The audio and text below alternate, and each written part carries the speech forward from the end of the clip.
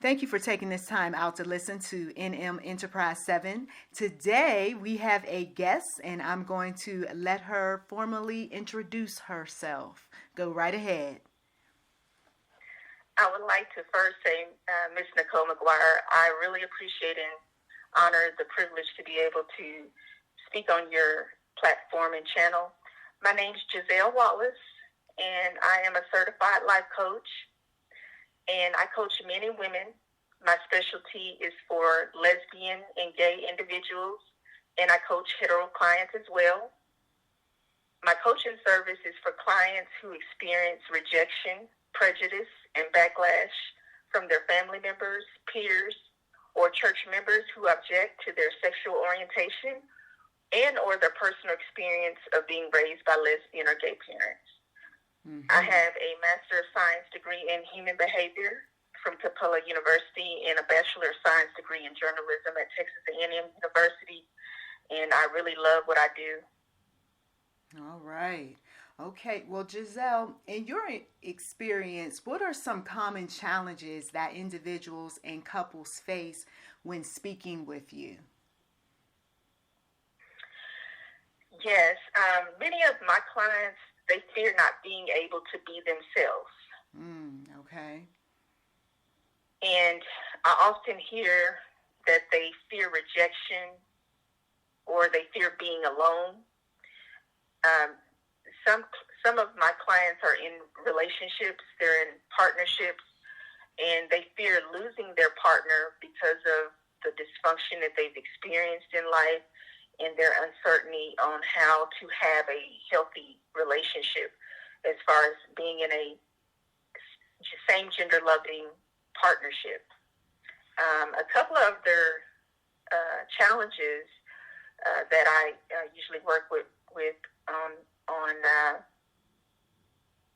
issues that my clients face, I would say, would be when they're parents and if they have heterosexual children, they're often afraid or concerned about their children's feelings about having a lesbian or a gay parent. Okay. And what I also hear very commonly is the experience of having to compartmentalize their interactions with people. Explain what you mean by the how they're compartmentalizing what they're going through. Can you just elaborate a bit about that? Yes, absolutely.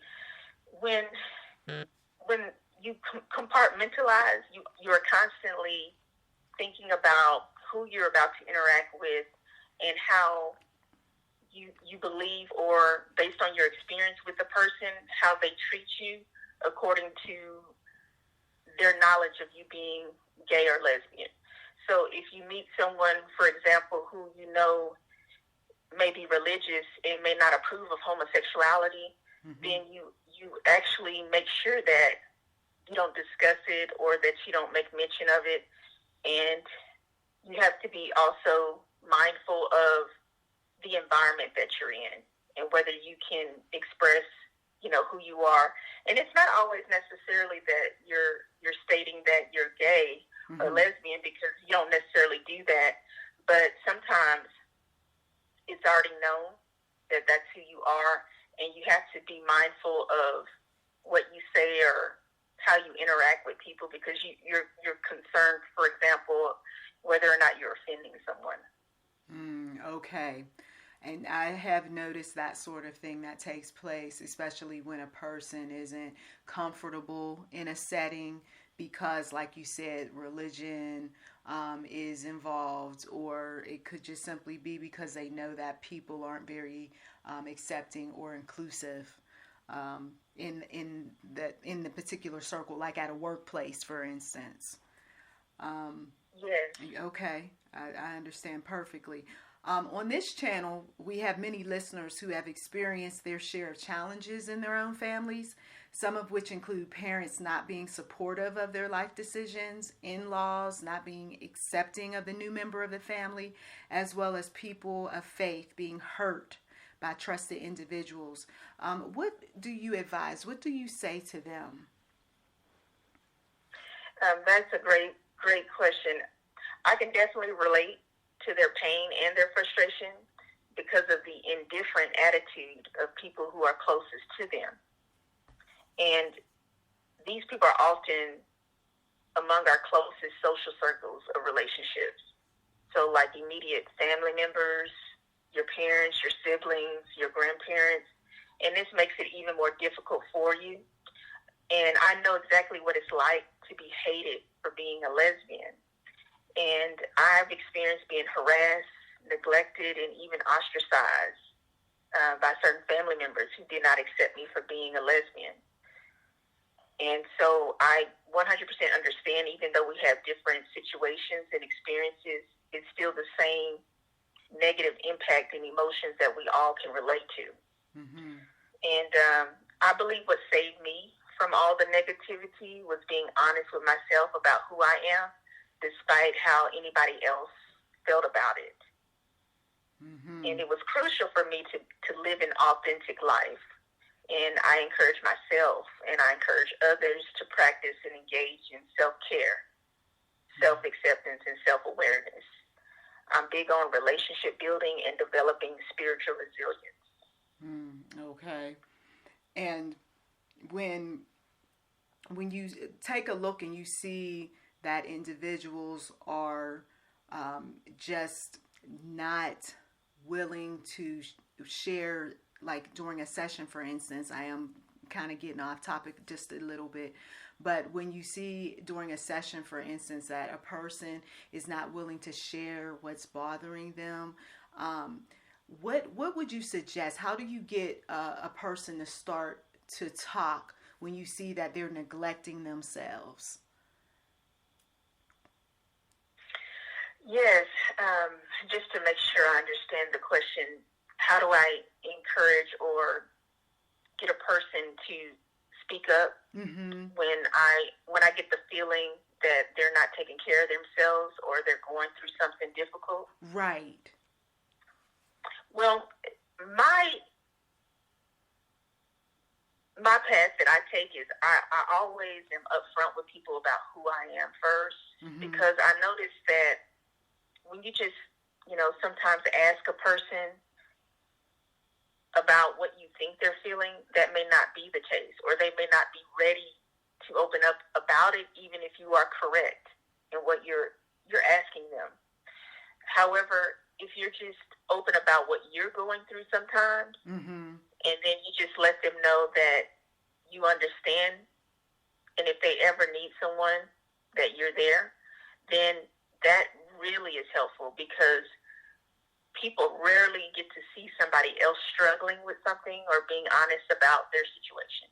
So that really helps a person relax and open up and be warm. Okay. That's excellent advice. Absolutely. The next question, a relative shared with me that it is the sexual acts that would be considered sinful according to Christians and others of faith, but the lifestyle that one chooses is not the issue. Would you agree? And could you share what you tell people who still want to have a faith and be embraced by fellow believers, but yet they still want to have their lifestyle? Well, I would like to basically say that I grew up in a religious and a homophobic family. And I am a gay woman. I'm African American. And so that definitely intensified my experiences growing up.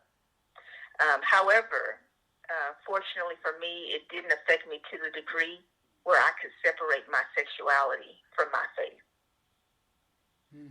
Okay. And I was never taught to be attracted to someone. I just was. And for me, I just appreciate the beauty of women. And I don't see it as being shameful, disgusting, or wrong. Therefore, my attitude and perspective about sexuality and attraction is pleasant, and I refuse to let anyone determine how I love. So that's pretty much my stance on it. However, to address that question specifically, I believe our sexuality and our attraction is innate, and it's not intended to suppress or deny. And it's always there. It's not going to leave. Even if you want it to leave, it's there. And to me, sexuality and attraction is within us. It's like a catalyst to make us better in life. If you notice it, if you watch people who, maybe develop crushes, or they're in relationships, or they're engaged, if you notice they become, in a sense, happier people, or people who are more focused on doing better in life. And that's why I think sexuality and attraction is there, because it's a catalyst to help us to improve. And I believe having a positive attitude about sex is very beneficial, and I think it's necessary.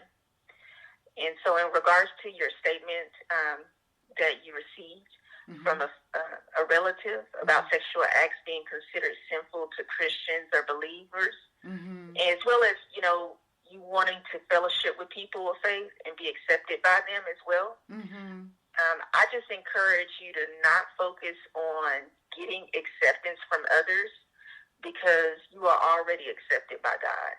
Right. And I believe that the Lord will lead you to the right people of faith.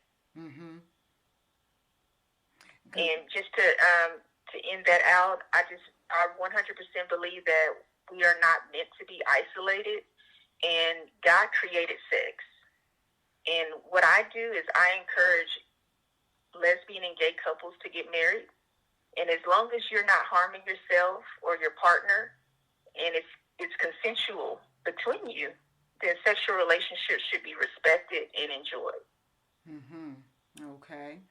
Now, the next point, or I should say question, bullying has been a hot topic among individuals in the gay community. Do you find that you have many visitors who speak about how they are unable to cope, to live due to what they have experienced? And what are some things you tell them to do when they are having their share of dark days? Yes, bullying is a major issue in the gay community. And something that really helps me is I take a lot of time to learn about people in my community. Everybody has a community. It's just a matter of you finding out who it is. Because in many cases, you may feel isolated, or you may feel depressed. And that actually stems from you not knowing who you are. So for me, I like to surround myself around people and resources that share my same interests. And I notice that feelings of isolation and depression, they just evaporate. One of the things that I love to do is I love to watch documentaries, and I like to read and listen to inspirational stories. So that helps me to learn about people in the gay community, and it makes me feel good about myself. So what I say is, if you ever feel isolated, frightened, or if you're in danger, then please do not hesitate to contact someone you trust to help you. But I know that sometimes you don't even know who to trust or who to contact.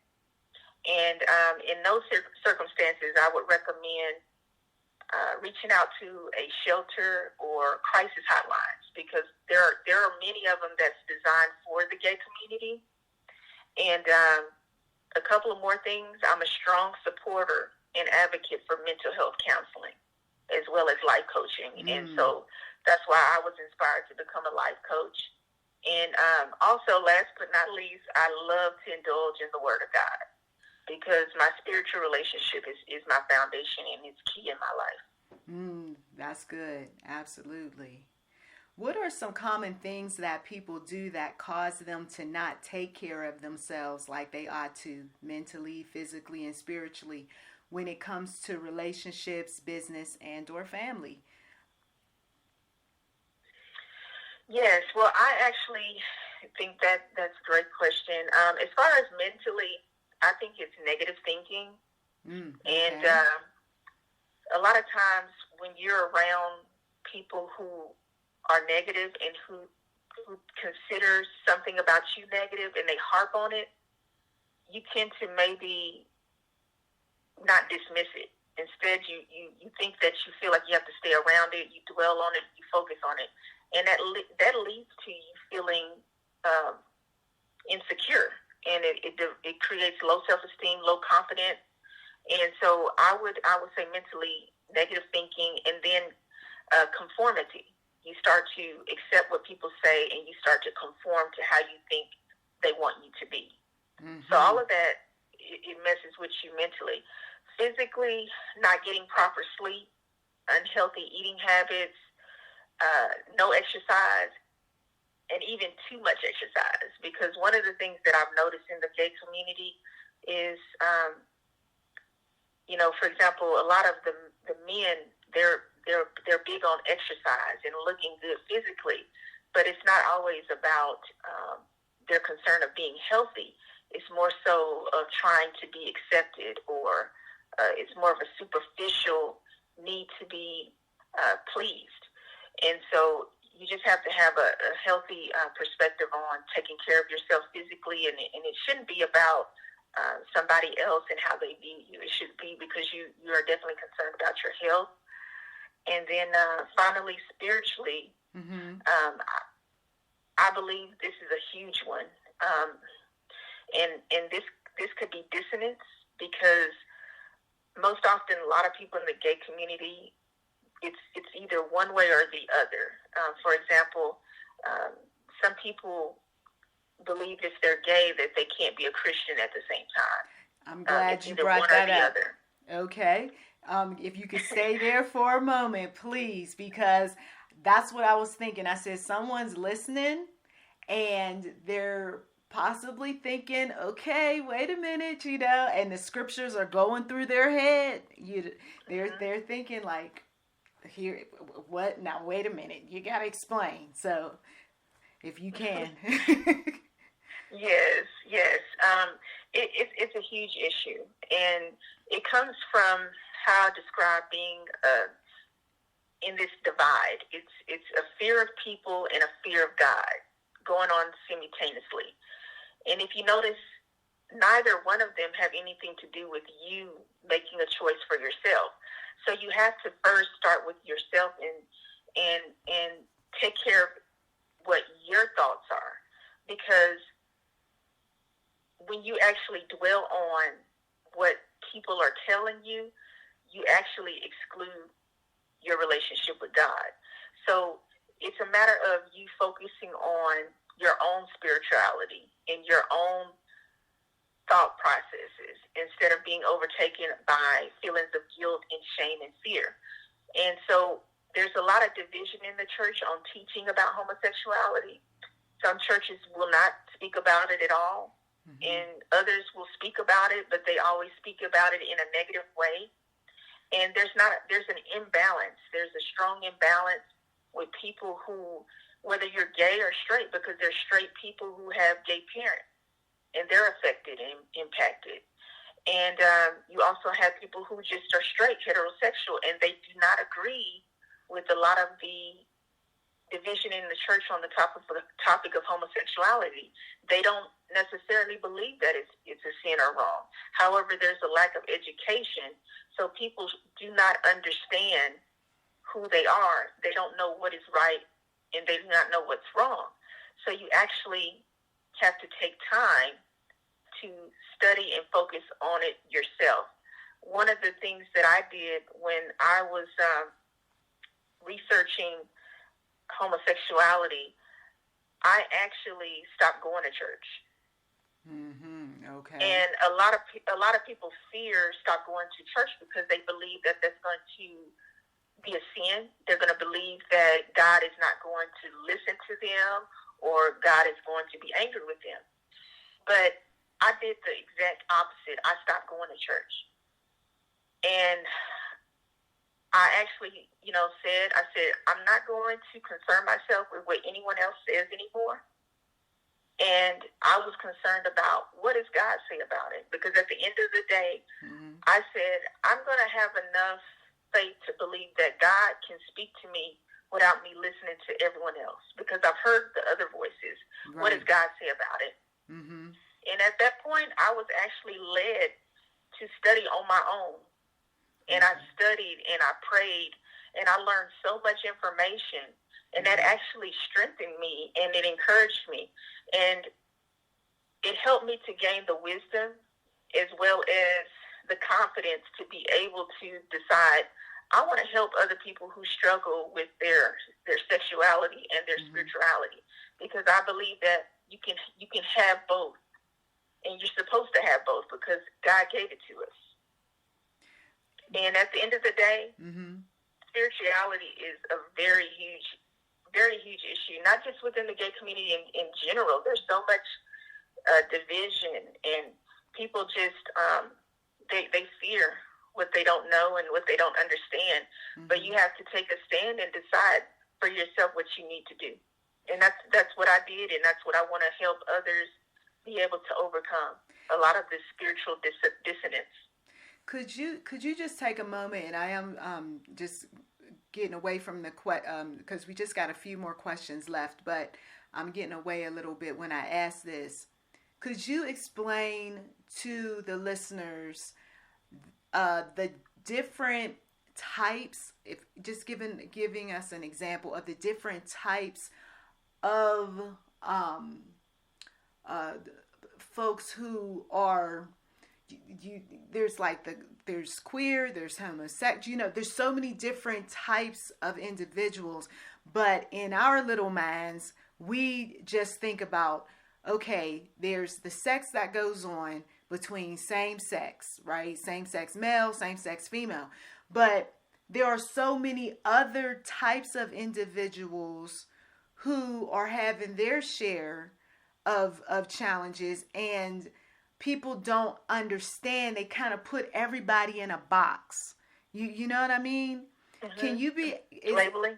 Yeah, and so if you can be able to just share with the audience that there's more than just what we know as believers, the sexual immorality that that the Bible will speak of, but that there's things that it's not even about the sexual acts, but it's the identity that people are trying to find who they are, and some folks know and some folks don't. I know it's a lot, but if you can somehow break it all down and make it plain for some people to understand the community. Yes, absolutely. I think that's a great question. Just to address labels, for example, lesbian is, of course, a woman who has same-gender attraction to women. And, of course, gay, they generally use that for males as men who are attracted to men physically, sexually, emotionally. And there's bisexual, and the community consists of men or women who are attracted to both genders, male and female. And the labels are simply there to be able to help the general public understand what their attraction is for, according to male or female. Okay. And it's deeper than just sexual. They focus on the sex part of homosexuality, and the reason why that is a whole nother topic. However, I will say that being a lesbian is more than just having sex. There are emotional connections that you have. There's mental connection, spiritual connection that you experience with someone of the same gender. Okay. And in many cases, people like to, in a sense, refer to people who are gay or lesbian as if they have some sort of sexual addiction. However, in many cases, you're not even engaged in any type of sexual activity. You could be getting to know someone, dating them, and developing a friendship. You find that you are attracted physically to a person, and you can get emotionally involved with a person to a point where you want to date them to get to know them better and establish a relationship. And we use a term common called partner. You may hear that often in the gay community, and I like that word because it's a partnership. And it's more than just having sex or being engaged in, any type of activity that's fleeting, that's temporary. Mm-hmm. It's often ignored that we actually have long-term relationships, and there's children involved. Some one or the other person may have children. Mm-hmm. Sometimes they have their own biological children. Sometimes they adopt. It's very actually serious. It's not just something that's temporary. We consider our relationships with one another to be beneficial, mm-hmm. And substantial relationships. And many of us are people of faith. We actually, believe in putting God first in our life and in our relationships. And none of these really get addressed or discussed, because it's almost as if we're viewed as only people who are, adamant to go against the norm, as they say, as far as having heterosexual relationship. Mm-hmm. And we're looked in a very demeaning way, as if we're living in a alternative lifestyle that goes against,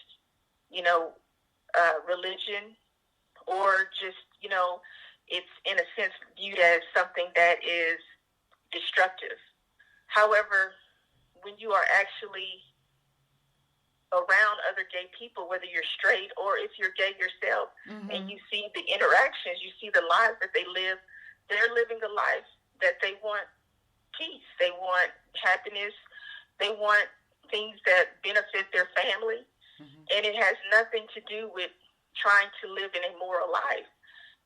One of the other associations that they put within the gay community is drugs, alcohol, illicit sex.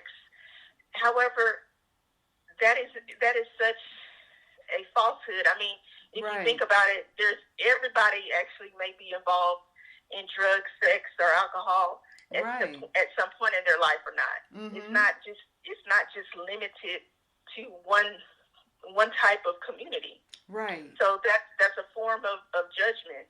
Mm-hmm.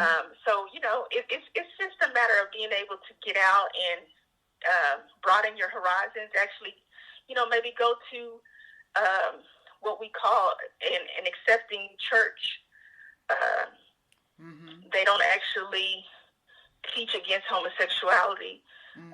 They're a welcoming church, and you'll see so many different types of people there, different backgrounds and religions and relationships, sexualities, and it's very warming. It's very informative, mm-hmm. very welcoming, and so it's just a matter of just being willing to learn more about other people, and to me, that's how you develop self-awareness, and that's something else that I do teach a lot about is self-awareness, because if you're not aware about yourself, then you're not going to be willing to learn about other people. Oh, that's so true. Wow, you made a powerful statement. Thank you for sharing that. Absolutely. We have to take that moment to be able to just be self-aware, know why we think the way we think, why we feel the way we feel, and then definitely be in prayer about all of it. Yes. One of the things that I notice is a lot of the small businesses are struggling during the pandemic, and we sometimes just think about the future and what it's going to take in terms of building business up. And one of the things that I wanted to do in terms of helping you and your business is to make sure that you share how people can get in contact with you, things of that sort. And in this way, hopefully those that feel that they need some additional assistance will do just that. So, could you take a moment first to share helpful resources in case there is someone listening and they're saying, she's talking about me. And I do need additional help. And then also, if you can tell folks how to get in touch with you, how to make arrangements to have one-on-one counseling, things of that sort. Yes, well, I do want to, address in regards to resources. I would like to say that often lesbian and gay individuals experience conflict about who they are, and this is influenced by many factors, like family upbringing, religion, media, and self-esteem.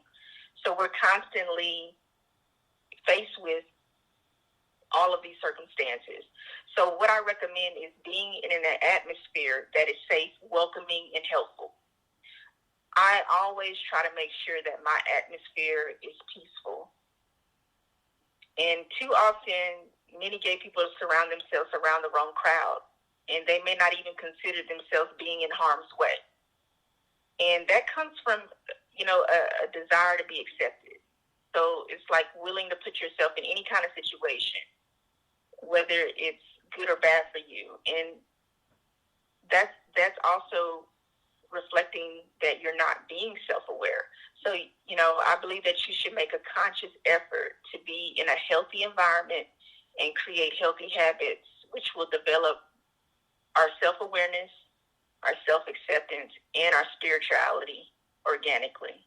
And, I teach about this. I definitely encourage my clients through their different circumstances and hardships.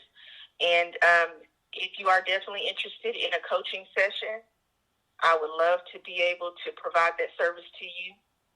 And right now, I can be contacted by my business email address. Okay. And it's info@GiselleWallace.com. And I'll spell that for you. Okay. INFO, the @ symbol, GISELLEWALLACE.com. Okay. All right. So at this point, this is where we say thank you very much for stopping by the channel and just sharing all of this thought-provoking information. I mean, someone is definitely going to benefit, that's for sure. We have a number of listeners who do come through, and sometimes this is a topic that is of concern. And I think you really hit the nail on the head. So, well, I thank you, and I'm honored, and I really appreciate the opportunity to be here. And I really just want to say to you, Sister NichollMcGuire, that I appreciate you allowing me to speak about this, because I want to be able to, help and reach out to people who are struggling, because there's many of us out here who are going through. I've been there and learned to overcome, and I really believe that there's many people out there who want to overcome. So I appreciate this opportunity to speak, to be able to be a part of your platform on your channel. No problem. Thank you once again, and thank you, listeners, for showing your support. Please do take a look at the description box. Miss Giselle Wallace's information is in the description box. Feel free to like, subscribe, comment, and to God be the glory. Thank you once again. God bless.